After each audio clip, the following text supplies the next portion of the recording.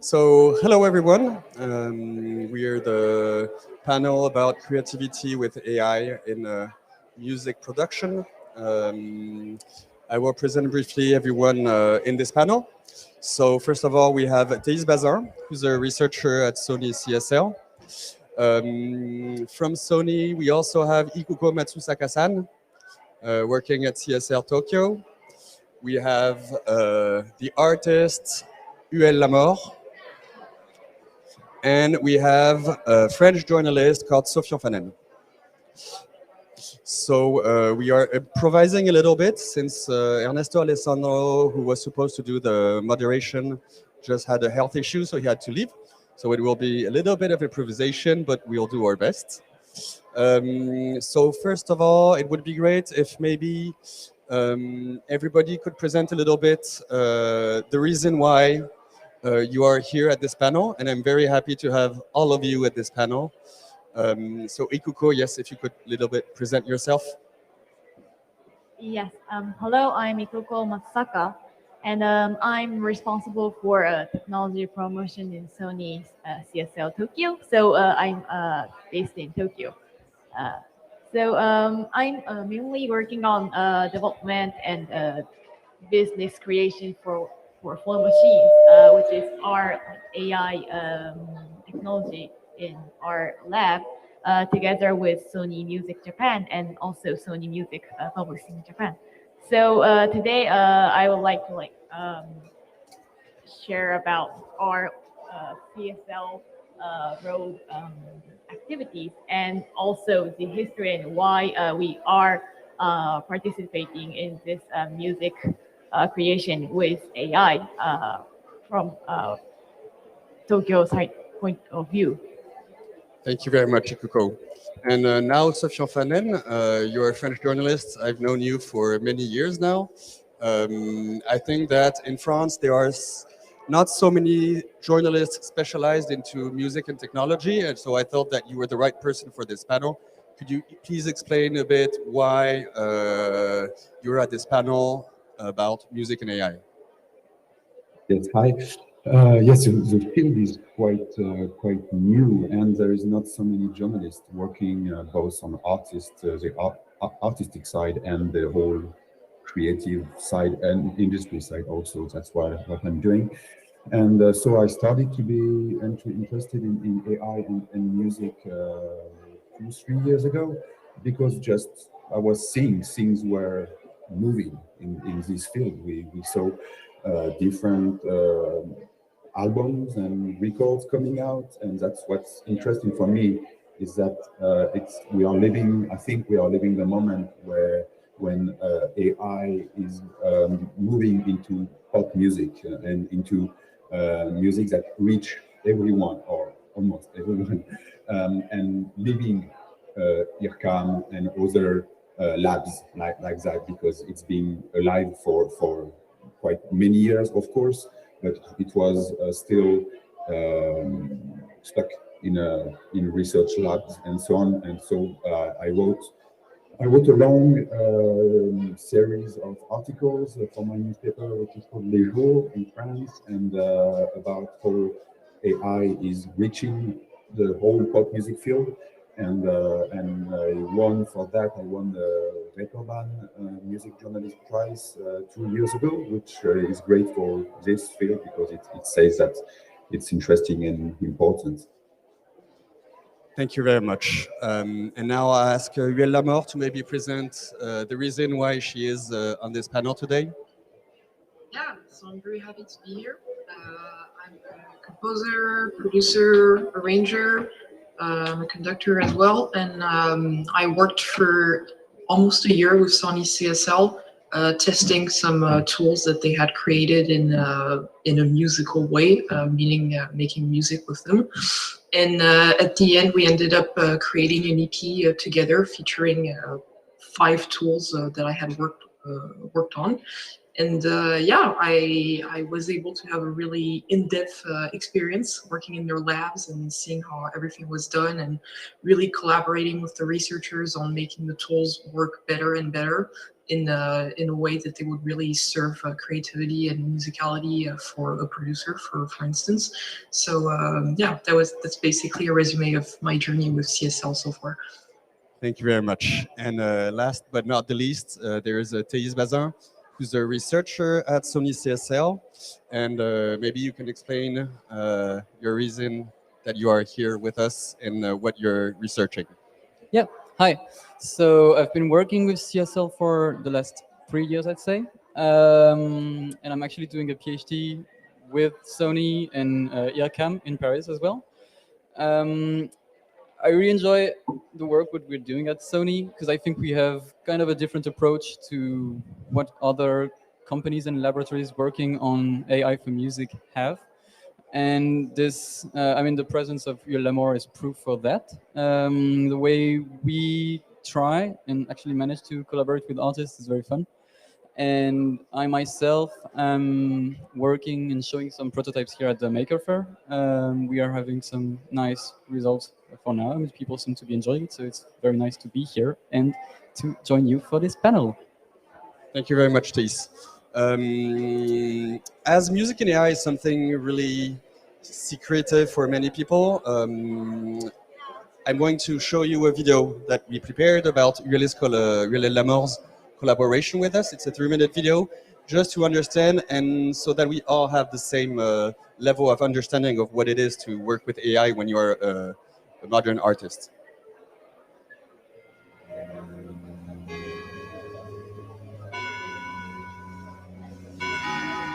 Je m'appelle Hugues Lamour, j'ai 27 ans, je suis compositrice, arrangeuse, chef d'orchestre. À la base, je suis guitariste. Maintenant, essentiellement, je fais de la prod, hein, donc surtout les instruments MIDI, logiciels, j'ai pas mal de synthétiseurs. J'essaye de faire un son au maximum qui mélange des textures organiques. Donc, quand je dis organique, c'est aussi bien des vrais instruments que diverses percussions, des instruments comme des instruments à cordes, etc. Et des instruments plus digitaux ou synthétiques. On peut faire des trucs avec des textures aujourd'hui qui sont vraiment très sympas. J'ai fait un EP donc en collaboration avec Sony CSL de 4 titres. Je me suis dit que j'allais composer la bande-son d'un jeu vidéo qui n'existe pas, qui ferait partie de la série Eket Shadow. Donc je me suis imaginé un monde fantastique avec des amphibiens qui vivent en harmonie avec la nature. Et sur chaque track de l'EP, j'ai décidé d'utiliser un outil, voire 2, et de vraiment structurer les morceaux autour de ces outils-là, en fait.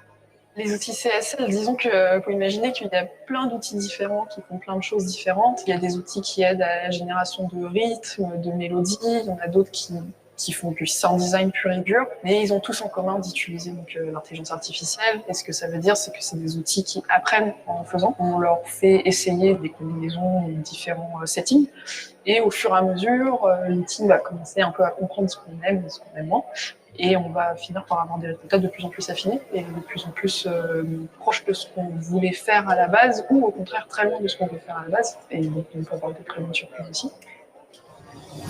C'est un peu un honneur de participer au façonnement d'une nouvelle technologie, de nouveaux outils de production, quoi. Je repense tout de suite aux personnes qui ont contribué à élaborer les Moog, les premières boîtes à rythme et tout ça. Il fallait qu'il y ait des musiciens qui testent ça. Et moi, je trouve que c'est hyper cool qu'on ait demandé à d'autres personnes de participer à ce processus, quoi. C'est bien parce qu'ils écoutent vraiment le retour de l'artiste en direct et ils font que l'outil devient de plus en plus workflow friendly, en fait. Le processus d'utilisation des outils m'a vraiment donné des idées de l'univers dans lequel je voulais projeter leur utilisation, une histoire que je voulais raconter au travers de ça. Quand je parle du projet avec CSL, c'est vrai qu'il y a toute une approche pédagogique. J'explique aux gens exactement ce que c'est, ce que ça fait, que c'est pas un robot tout seul qui fait de la musique, loin de là. Je pense que ça va donner des clés pour produire des nouvelles choses et peut-être donner des idées différentes. Je pense que c'est juste des technologies qui vont permettre de faire des choses qui avant n'étaient peut-être pas forcément possibles, surtout dans les 5 ou 10 prochaines années. Après, la question, c'est l'application concrète de la chose. Et je pense que si c'est dans les mains des bonnes personnes, on va avoir des très très bons résultats qui vont arriver. Enfin, c'est déjà le cas avec CSL.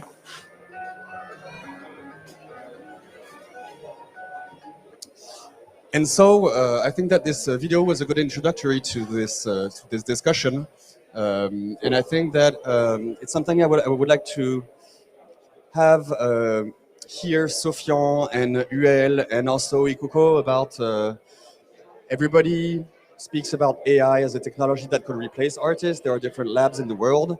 And I think that Sofian's input on this would be interesting.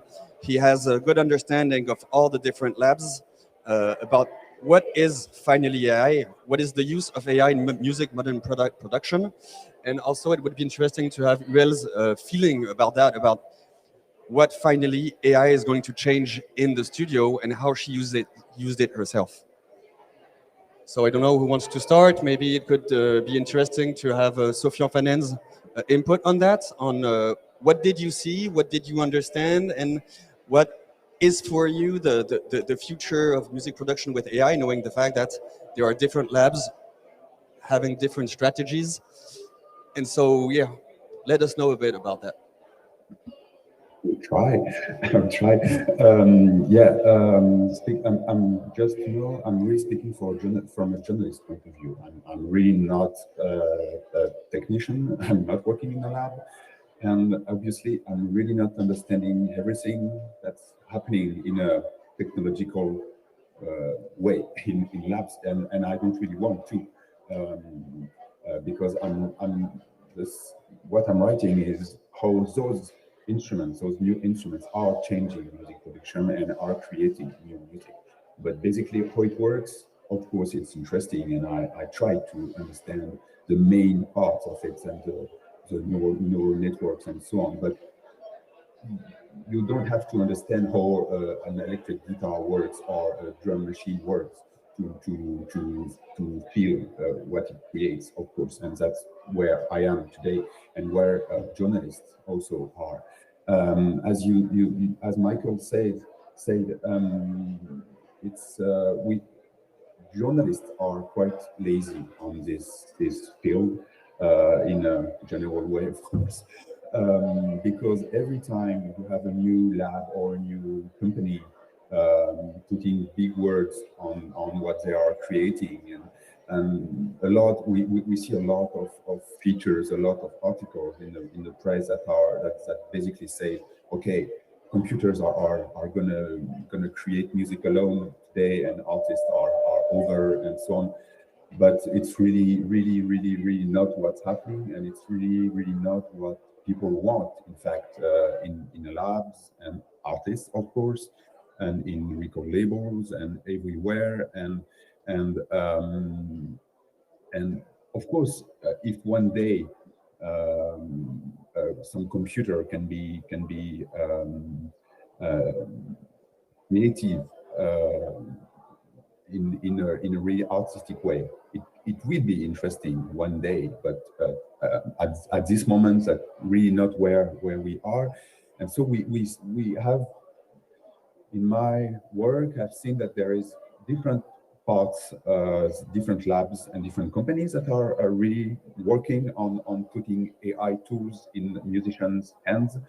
So Sony CSL is obviously the main one, I think, today, because it was interesting that Sony CSL started in a mediatic way, with Flow Machine and Daddy's Car, this song that said, okay, we are gonna create a song the way the Beatles would do. And it was kind of a gimmick. It was kind of it was a problem. It was interesting in a technological way, but the music was not interesting, and it started kind of a fight inside record labels, and I guess inside Sony in a global manner. And from this point, it's interesting to see that CSL moved to create tools and to work with musicians, and it's far more interesting today. On one other side, you have Spotify, which is not so far from this field, even if it was moving quite more some years ago. Today, it's maybe a bit more asleep in this field. But at one moment, Spotify tried to implement AI in some tools, and they're still working on it. Because Spotify bought company called Soundtrap some years ago, and they are trying to put Soundtrap in Spotify for artists. And you also have the Google AI Lab, which is for a big part in Paris also, as Sony Seattle, which is also in Paris, and IRCAM. So Paris is a really big town for music and AI creation. Google also is working with artists. I had the chance to speak with Yacht, the band Yacht, who they created an album and with Google's tool, which was interesting. It was 2 3 years ago, and it's interesting because Yacht started to with the idea that they could just reach Google and push a button and they will have an album out of their own music. But it really didn't work that way, and they had like a very painful year working with those tools and trying to understand how it works and how it can be creative for them. And in the end, their journey with Google's tools was interesting because in the end, it was really not what they thought about, and it ended up mostly with creating a bit of new sounds, but also new lyrics. And the lyrics are the most interesting part of their album, I think, creating with AI. So, and what's also one last point is that you also have at this moment some people who are more like hackers in this field, and great and creative hackers like Oli Herndon or Dadabots or people like that, because they are using AI tools, but trying to break them, trying to use them in a very simple way, in a very trying to yeah, to break things. And so that's what's interesting for me, because every instrument in the history of music, um, most of the instruments became really creative and interesting for everyone when they were used in the wrong way. It's electric guitar with saturation and drum machines that were really not made for to be used for themselves in the track, and even synthesizers and auto tunes, of course. And so I'm really waiting for the moment when where people are going to break AI tools from everywhere and start a really creative journey. And we are really close on this moment, I think. Thank you very much, Sofian. It's and thank you very much, because we have a very big and good view of what is happening in the world. And I think that this is the moment where I would like Yuel to speak a little bit about her collaboration, knowing the fact that, yes, there is this question about machines replacing artists, the fact that Sony CSL is a research lab, and that we are starting to see modern music production, because this is the idea, is modern music production, not only classical music. And I would like to have the feedback from Yuel about our philosophy, the philosophy of the tools towards artists, and how also it could be interesting to see how for the moment it is still difficult for artists to use our tools as they are prototypes, and that we have researchers like Thais who do these prototypes without knowing exactly how it's going to be easy or not easy to use for the artist. So yes, Yuel, maybe you could explain to us a little bit how it was to work with these new generation tools and what they do. Yeah, so as Michael said, I worked for almost a year, so I started with tools that were almost impossible to use and that would crash easily. And after a year, I had some tools that were becoming like very workflow friendly, so it was really interesting to see the process. And it wasn't easy at all to make them work in the way they were supposed to, so it was quite a challenge. One thing that I have to say is that most, when you talk about AI, people say that it's machines that are going to replace humans. That's basically like the mythology in people's heads. But the reality is that if there's not a person, the machine's not going to do anything. So they are tools that absolutely need a human to train them, quote unquote, and make them do what you want them to do. So in that sense, for me, they are not so far away from the concept of using a drum machine or a sequencer, for instance, because sequencer will play a sequence by itself if you're the person that has decided what you want to do. And for me, it was a really interesting experience because the whole approach was very different in the way that the tools work in a fashion that we're not used to at all with other kinds of plugins. You really have, as I said before, to train them and to understand how they work and how they learn. And teaching something to a plugin is quite an interesting process. And yeah, what I would say is that it was really a very different way of working, and I was pleasantly surprised because it really made me rethink the way of writing music. In a way where I really had to work hand in hand with the tool, the plugin, and yeah, it was super cool. Thank you very much. And I think that it could be interesting to also have Ikuko Matsusaka's feeling about Sony CSL. So Ikuko is based in Tokyo. CSL is a historical lab. And maybe Ikuko, you can explain to us what you're doing in Japan. I know that you've been working with artists, that you are releasing music through Sony Music Japan. You have worked with an artist and the tool Flow Machines. That is maybe the first prototype who were everywhere in the media when it was used also for doing Daddy's Cars. So please, Ikuko, can you explain a little bit what you do in Tokyo, how you work, and how you collaborate with artists? Yeah. So before going to like our latest activity, I think it's I want to like start from the how the music research started in the little bit of the history. So the music research in CSL was actually started for more than 20 years, and since it was the opening of CSL Paris lab. So before the music research was led by Francois Pochet, who is very known in this research field, and his, as Sofiane mentioned, his most known research is called Flow Machines, and that is an AI for composing. So in 2016, he posted a song called Daddy's Car, made by Flow Machine, which is an Beatles-ish song on YouTube. So at that time, we trained the Flow Machines with 40 Beatles song, existing song, and then the Flow Machine will give us idea, a combination of melody, chord, and bass based on 40 Beatles song. But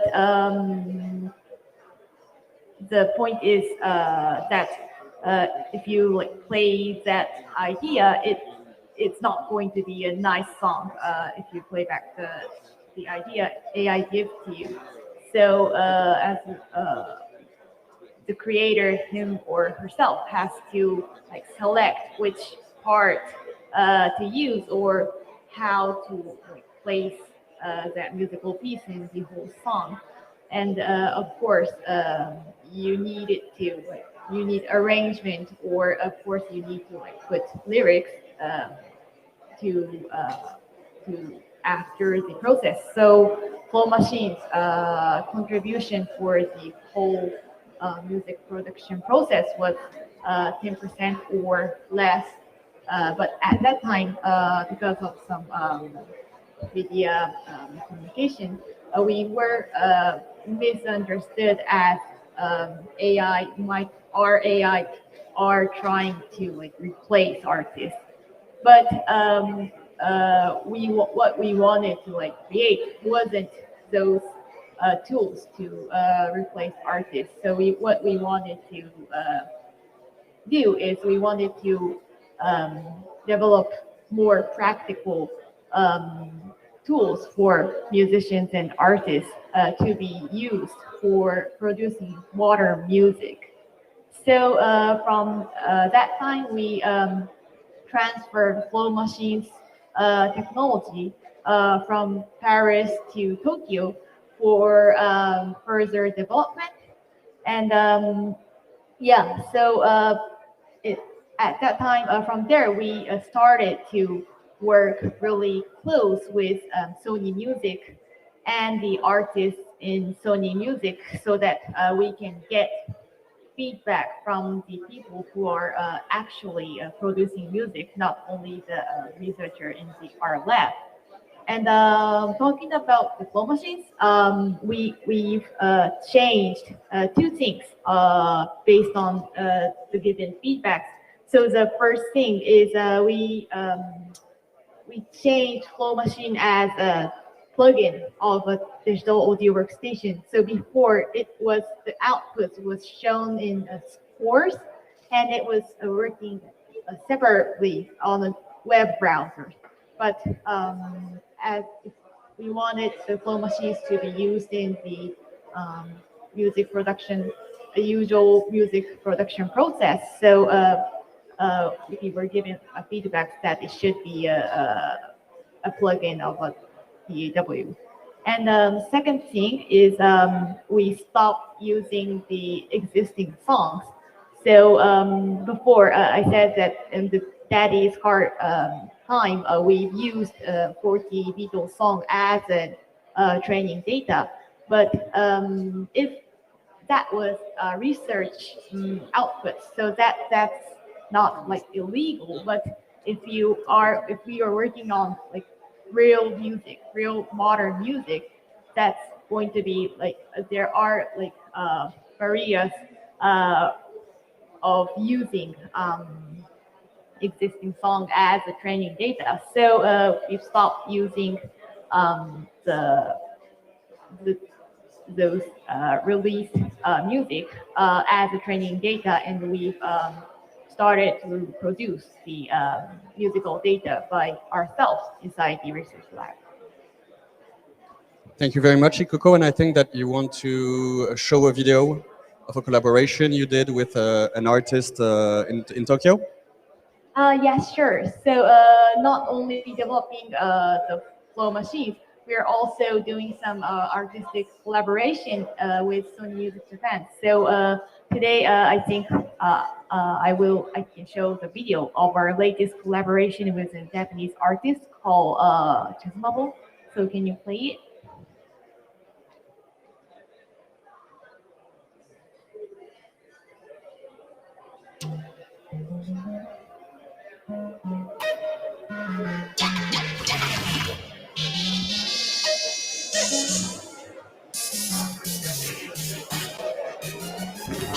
です。音楽作ったり、人と人をつなげたりしてます。そのままメロディーフロマシンで採用したのもあるし、ベースラインは結構フロマシンズの感じで作ったっすね。操作がしやすかったですね。見た目もそうだし、動きも。プリセットでジャンル選んで、2小節目だけちょっと変えたりとか、逆にそこだけ使ったりとか、みたいなのが。あと、やっぱり自分だけでやってて、絶対にこのメロディーが出てこないよと。その、01を作るのにおいて、AI からの提案っていうのは、結構プラスの要素になるんじゃないかなっていうふうに思いますね。曲作りって、なんていうか数学に似てるかなっていうふうに思ってて、自分の計算に見せて、足し算引き算して、こう、正解に持っていくっていうところだと思うんですけど、ただ正解って一つに限らないっていうところがいいことかなって思ってて、そういう意味で AI を使うっていうのは、受け身もできるし、逆に能動的にも働きかけられるというか、どっちの方でも使い道は無限にあるなっていうふうに思うんですね。羨ましいと思えるところで、ある意味人間なのかもしれないですからね。嫉妬したり、相手のことを羨ましいと思ったりとかするっていう時点、もしかしたらフロマシンも好きな色とかあるのかもしれないから聞いてみたいですけどね。好きな色はって、ちょっと僕がいい感じのやつ作ったら逆に意地悪してそれ全部壊してきちゃうかもしれないですからね。そうなってくるともう人間も AI もなかなか曖昧なものになってきますね。今まで自分の中になかったアイデアに一つ入ることによってどんどんこうそこから広がっていくものじゃないですか、音楽って。なんか自分にない要素が一つあってそこからこう成り立たせていくっていうのが、なんか AI が発達したからといってその均一化されるわけではなくて、むしろ個性を出すのにいいツールができたってところで、むしろこう人間的な個性をどんどんもっと増えていくんじゃないかなっていうふうに思います。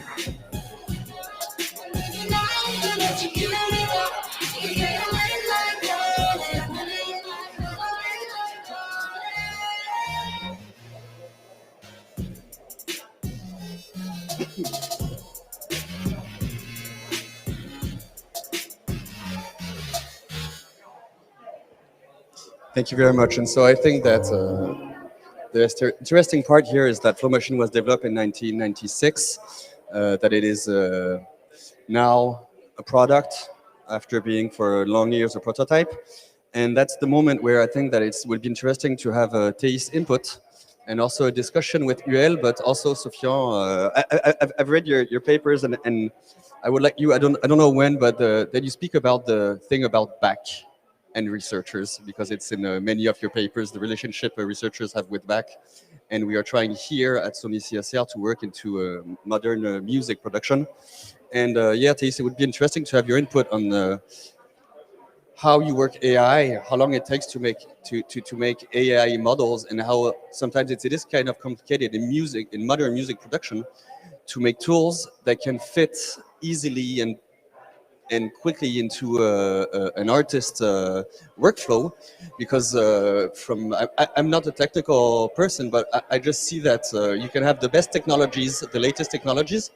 If it is too complicated to use, artists will generally forget about this tool because it's too complicated. They like when they go fast. This is modern music production with modern tools. And so TC, can you explain a little bit why there's like a big difference between research and making new prototypes, listening to artists and trying to make interfaces easier for them? Is that it's not the same time scale for an artist who wants to go fast, and you who make research for years and years, because we have many prototypes. Some of them started in 1996, some of them have started 2 years ago or 3 years ago and are still in the process of being tested and used by artists. C'est bon? Yes.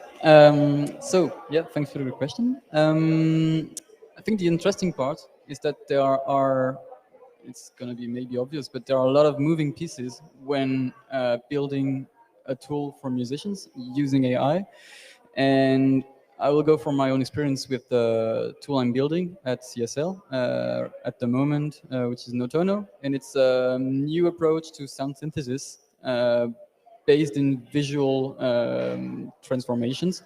So rather than using synthesizers with loads of parameters, which can be very complicated to program, I created Notono, where you just see a visual representation of the sound and you're going to interact with it like you would paint. And so select zones in this sound and progressively transform it in a local fashion. And so for this tool, it was all an interplay between building the model, which is the machine learning model, which we trained by making it listen to a bunch, like around 200,000 sounds of different types of instruments. So building this model, which analyzes sounds, understands somehow what they are made of, and then is able subsequently to take a sound and recreate some portions of it. So you can maybe erase the second half of the sound in the upper frequencies, and the model will try and fill in the blanks. So there is this aspect of the tool, which is basically building, for a matter, a neural network, training it, and then getting results out of it.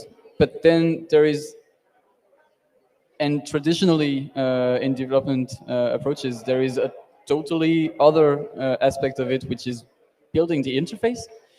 And the interface for that tool is a web interface that I built. So it's very accessible. Everyone can use it in their browser or whatever. And so I think traditionally people in R&D will be either working on one side or the other, but it's crucial for music prototypes, for interactive tools, to really think of those both aspects at the same time. And I think one of the core reasons why a lot of the results that we can see in the music and AI community are somewhat exciting but frustrating also in regards to how they are usable by musicians, is that if you really want a model to be useful, you have to think it through in terms of interaction. If you just start and build a huge model that generates music, then okay, you're gonna have something that maybe takes, I don't know, 10, 20 minutes, 3 hours to generate a sound. And what can you do with it in terms of music production? I mean, a musician cannot be in the studio and wait for 3 hours to listen to just one sound that they're going to use in the process. And so for Notono, it really was about finding the initial idea of the interaction modality and then developing the model out of that interaction modality, rather than going the other way around, where you create a big model and then you try to contort it to make it usable. And usually those approaches, in my opinion, don't work that well. And so this interplay of model and interface is, I think, the really exciting part about it. It completely goes in the direction Sophia Fanen said earlier, is that generally, like he said, he was a journalist and that he didn't really want to know what was happening in the machine, as he was not technical. He just wanted to see the philosophy and the concept of these new instruments. And this is exactly what happened with Riel during the collaboration, because you worked on AI models on Notono. The AI model for you is your baby, is how you're going to make this very impressive AI model. But for Riel, what is the most important into her workflow is that it works and that it's easy to work. And can you let us know a little bit, Riel, what you feel about, like, you're having like a very important latest technology into a box, but for you, the box is really important so that you can use this tool. Yeah, well, I can speak about it, especially with Thais, because I focused a lot on Notono, the tool that he's developing, and we talked a lot about, you know, the interface and what it was able to do and not able to do, what it should be able to do. So yeah, it's really, really important. Also, as Thais said, to have something that's workflow friendly, and where the musician, even if he doesn't know anything about AI and the logic behind it, instantly understands how it works and how fast it goes, and also having models that obviously don't crash and don't cause problems in the system of your DAW. So yeah, the interface is extremely important. And also, if you're thinking in a commercial way, and you know, if you want to sell the models and, you know, make profit out of it, you have to have something that also looks nice and is pretty. Because right now on the market, the plugins that are being made nowadays are just incredible looking and also make incredible sounds. So you just have to, like, be able to compete against that and also offer a new technology. So it's two aspects that you have to think about. But I was able to see this process of simplifying during the year that I spent at CSL. At first, the models that I was working on were in super rough beta phase, and they looked very computer-like when you open them. You know, it's almost as if there was still some code hiding there and there. And at the end, they were becoming nicer and nicer, and also simpler and simpler. They had some functions that were not very useful that had disappeared. They were focusing more on other functions, and instead of covering the whole window of your computer, now it was just like this little thing that was on the side, so very easy to move around your interface. And yeah, it's the interface and how user friendly it is maybe the most important part of it, because if you tell someone that it's AI and it's a new technology and it's exciting, but if it doesn't work and nobody can do anything with it, then it's not really useful at the end of the day. So I think it's really good that the people at CSL are really focusing on the interface aspect of it. I honestly think that this is the advantage. Like, I'm not going to be pro Sony today, but I think that we decided to put all our effort into working with Sony artists because they experience in their feedbacks on the tools are as important as the models themselves. But I think that it's not only at Sony CSL that there's this direction, and I think that Sophia, you talked a little bit about it earlier, but it's something that you have seen with all the different laboratories in the world, and the artists you talk to is that yes, interaction is key for all the tools. Of course, because they are artists and they want to have a new instrument, a new tool, and maybe even someone else in the studio. A lot of musicians I talked to say to me, it's having those tools, really different tools from Sony, from Google, from other tools. A lot of them said it's like having someone else in the studio, but every time, at every moment of the day and night, and someone who never go to lunch or to sleep and so on. So you have it's like having someone to try things with. So you try things, and those tools are for most of them proposing a new approach, new ways, new sounds. But in the end, it's always the artist and the musician that is going to choose. And the idea of choosing is really the human part of it, and it will stay because computers cannot choose. Because they cannot they don't know what's good at this moment to make this track and this song and this music, and the artist knows it doesn't always know how to explain it, why this sound is good at this moment and it's going to be good in this track and so on, but it's in the mind.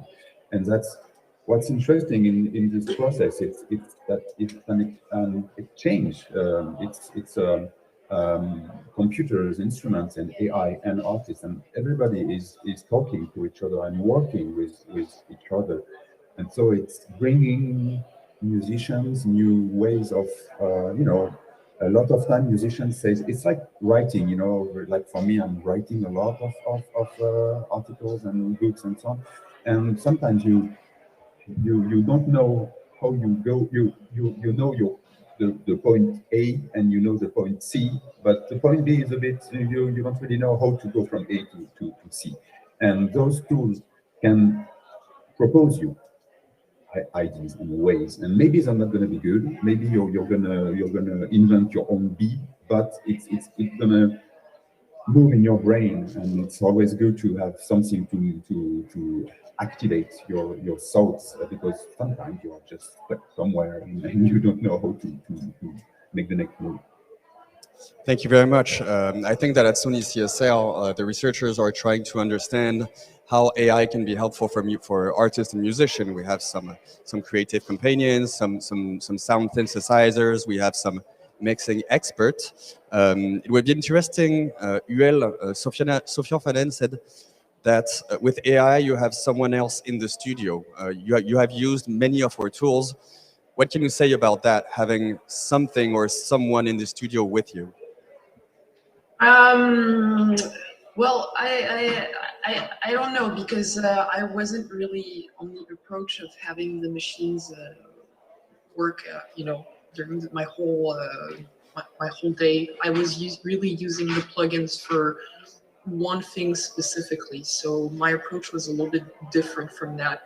I was more like giving every plugin a specific task, and really training it on doing one thing, because I had to do an EP, so a lot of things. So if I didn't do it that way, I would have never completed the record in time. But there's something that Sofiane said that was really interesting, and that it reminded me that it was also true in my case, is that sometimes the tools make results that you don't like and make you yourself make something that you like. And that was something that happened quite a few times when I was working, and I thought it was really interesting to, for example, with BaseNet, having it try to generate a baseline and me not liking the results, and so making me think in a different kind of way of what I would do if I was trying to write a baseline, but I would have never figured it out if the machine would have not offered me some choices that I didn't like. So it was when that happened, it also made me realize that beyond being tools for music production, they were also having a kind of like educative way of working with the producer, and it was really interesting. So when Sofiane said it, I remembered that, and I thought it was a really interesting point to flag in the conversation. And thank you. And Ikoko, we saw the video of Kiesi Mabo using Flow Machine, and he also says that there's something new in the studio. Do you have something to say about this collaboration with Kiesi Mabo, about him working with something else or someone else? Yeah, he besides the video, he was also saying like that working with Flow Machine was like something like a band member giving you idea, like how about this one and how about this one. So like if now when he works on his DAW, he's lonely in his own. His room, but if using Flow Machine, he said that it's kind of like an new experience, but the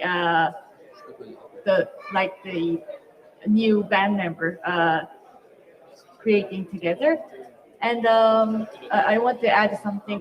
One thing that I think it's also this was a really discussion in Flow Machines that we we before we were using the existing songs. We didn't have to like tell or explain that what kind of melodies that Flow Machines are giving, because like everyone knows Beatles songs, so everyone can understand what kind of melodies you're getting. But since we're not using existing songs, we have to like create a new interface to give the intention from the creator that I want this kind of melody to the AI. So right now we created a new interface called Style Palette. So the Chazuma will also use the Style Palette to like tell what kind of melody he wants. So yeah, but right now Style Palette is defined as musical style and the chord progression, but we are still in discussion. I don't know if it's the best way to interact. So that is something we are like getting feedbacks from creators to look for maybe a new interface for that function. Thank you, Ikoko. And I think that it's important because we are talking about music, modern production, and creativity. We all feel that we are in the early stage of using AI.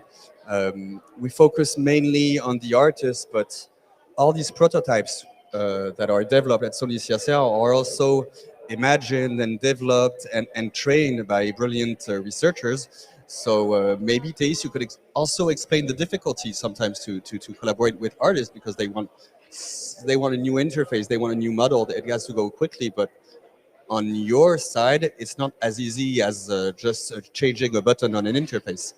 Yep. So I'm gonna get again from our own experience, and actually, we really had this interaction with UL because when she was working at CSL on her EP, she tried and played with Notono. She seemed to enjoy it, but then she came back to me and told me, "Oh, there are some aspects of the sounds that I don't enjoy," and those remarks were completely on point. But then it's this hard ping pong game where actually she tells me that. I realize that yes, indeed, there is an issue with the model. So first, there is a phase of thinking about what we should change in the model, so that maybe eventually it could fix those issues. And then you have maybe an idea, but to try and check if it actually works, you have to launch a training, and that will actually, for my case, will last, I'd say, 2 to 3 weeks, just to check one specific single idea. And then it gets very hard to properly respond to those remarks that you get from the musicians, because as I said, it's pretty much the same thing as before when I was saying you're in the studio, you don't want to be waiting 3 hours to get just a single sound. It's pretty much the same here. You have a tool. If someone tells you, okay, yeah, I see what you're meaning, there is indeed an issue here, but you're going to have to wait another month or maybe 2 months to get it fixed, it might be a bit demotivating. And so for me, it makes the job both challenging, I mean, emotionally challenging, because and really regarding UL, I really wanted her to be happy about the tool. I'm like, I like the music she makes. I'm excited with the results that we're getting already. But then I go back to my model and it's like, no, actually, no. No, it's not going to work. No, gonna have to wait for 3 weeks. And yeah, what can I say? It made me sad somehow at some point that I could not come back at UL immediately and tell her, yeah, I fixed the issue. But then, and that's something that I guess we could somehow get more easily if we were working with traditional approaches, where you have a clearly defined model in your synthesizer. You have a clear synthesis model, and you can tweak it. And every time you tweak it, you get immediate results as to how it changes the behavior of the synthesizer. Like a Moog, even hardware, you replug it, you change the cabling inside, you change some components, and you get immediate results. Us, there is this delay, but also, so that's one of the hard aspects of the job.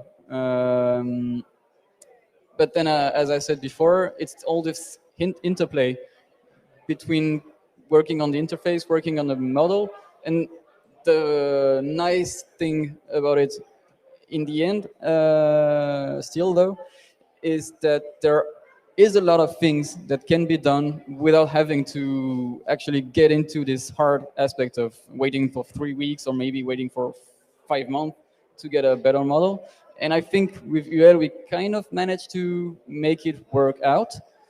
And for instance, as she said, some tweaks in the interface can already make the process easier. So I managed to get some stuff to her that made her happy and made her more patient about the fixes in the model that she was requesting. And so, yeah, basically my experience is the job is hard. It's pretty demanding. It's stressful because you have something, it's quite there, but not completely. But it's gonna take a lot of time to get there, and so that's why it can be hard to make this relationship with musicians work, because we have different temporalities.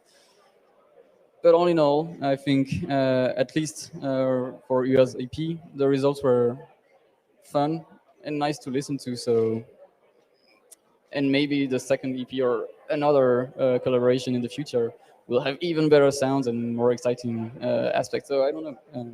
It's very open. Thank you very much, Thais. So we are out of time. I think we could have talked 1 hour more about this subject, as I think that everybody's passionate about it. So yeah, maybe just a closing question to everyone is AI arriving in the studios when is it arriving in studios, and what do you feel about how AI can not improve the creativity or is gonna make better music or worse music, but just something different? What will AI really bring into the studios? Well, I think that what it's going to bring is another way of thinking music production, basically. It's not you, as with traditional plugins, you're basically like the only captain sailing the ship. And when you have AI based tools, it's a very different kind of relationship where you're really working with the machine and it's working with you. It's not working for you, you're not working for it. It's like interlocked relationship. So I think it's going to be really good for a lot of styles of music that have this concept of having generative patterns like ambient music, electronic music. All these styles are going to really benefit from it. I also think that beyond the studio, for me, there's a big potential with live application with AI tools. Uh, for example, if we're talking about electronic music, if you're doing a live set, it would be really interesting to have a tool that's capable of generating a bass line that is coming from you, like a bass line that could have been written by you. So I think there's like a really, really big field in live music that's going to be really happy to have AI tools. And yeah, I think it's going to work really nicely with all the other types of technologies that already exist. I mean, for me, I use a lot of digital-based plugins and synthesizers and analog machines, and I had no problem, blending this technology with the rest of my stuff, basically. So I know that it works really well. So I think that the only thing that needs to improve, as we've been talking about, is the concept of the interface and the user friendliness. And after that, I think it's going to be really nice, and people are going to be really interested in it because it's something that's different. And you, Sofian, you talk to so many artists and people and labs. What do you see as AI in the studio? The possibilities? It's obviously endless because we are right at the beginning of something in this field.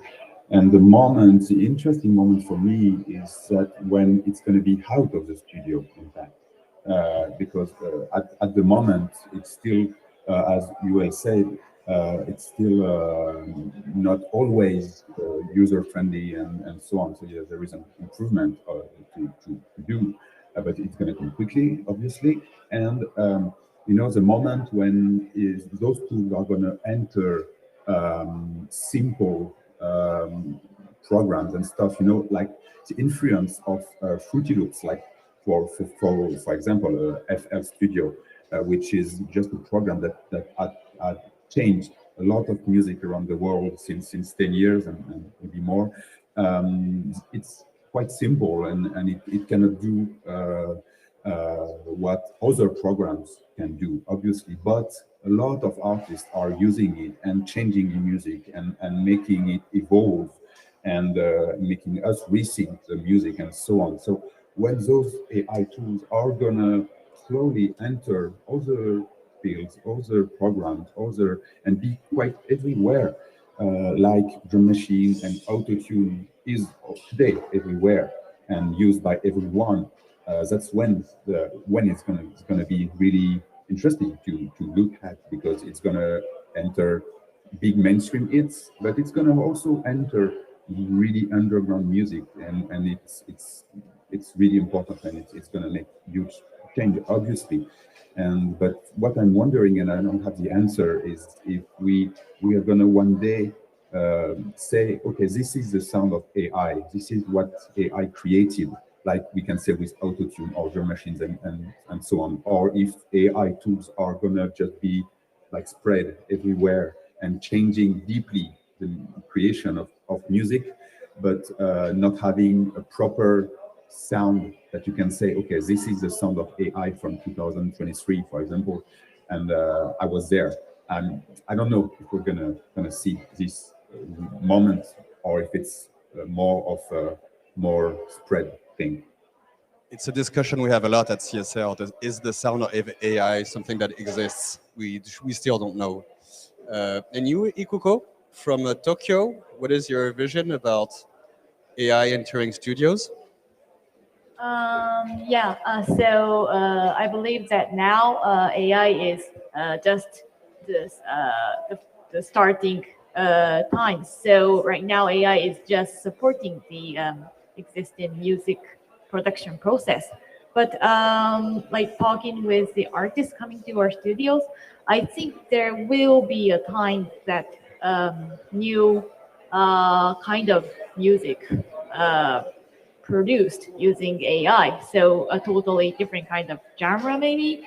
So, for example, talking about flow machines, today the people use like if the flow machine gives you a dance um, musical idea, then the artists create dance music from that idea. But maybe a certain time, you if we get more data, more training data, and more musical data inside our system, then we can like mix the training data so that you can get a totally new idea from an AI as the genre and the musical style is mixed, which does not exist in our today's music. So I'm really looking forward to see those kind of new music created by our tools with the artists coming to our studios. Thank you, Ikuko. And you, Thais, what Yep. you're feeling being inside an AI and music production lab, what you're feeling about AI entering really the studios in a massive way? Yeah, so I think I'll jump back on what Yuel said earlier about how she feels one thing we could hope for AI tools is that they actually just become tools that are part of her tool set and that she can use them in conjunction with her hardware synthesizers, her software tools. And so eventually I think it will all just be a different set of things that you can use. And I think it's also very much in line with the approach that we have at the lab, where rather than working all together on one big model that would do everything, we have all of those separate little bricks that just operate well together. And for instance, it's been very fun the last 2 days with at the Maker Faire doing our demos, because I'm working with Gaetan, who's showing the Pia prototype, which is a new plugin that he developed for piano performance generation.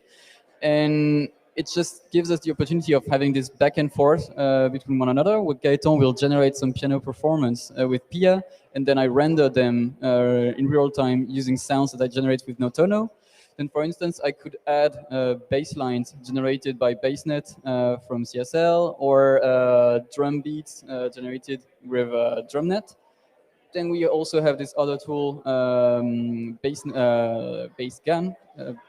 Drum gun? Drum gun. We have so many drum gun that I could use to create the drum sounds. And so it's really just a set of small bricks focusing on different areas of music production that just do one thing and they do it well. And I think it will help AI tools not be just like this nebulous and monolithic thing that will. I don't think that would. I think this way that wouldn't pervade into the studios, but it's just like through the creation of such little bricks that we can get something interesting out of it. And I think a second aspect that, in my opinion, would be very valuable, and that's one thing we're striving for over the course of the next few years, is being able to miniaturize those models. And because right now, some of the models that we have require big computational capacities to run, and also to train. So it takes time to train them. It takes time to work with them. I think it will be very interesting when we reach the point where we have small models that train quickly and work quickly on small resources, so that artists themselves can start training them. And it's something, as I said, that we're struggling with working with UL, for instance, where it takes 3 weeks to train a model and to retrain a model. But when she'll be able to take Notono and feed it some sounds from herself to retrain it, I think we will have something really new and super interesting. Okay, so it's interesting, and just as a conclusion, is that everybody here says the same thing. And UL is an artist; she's not paid by Sony.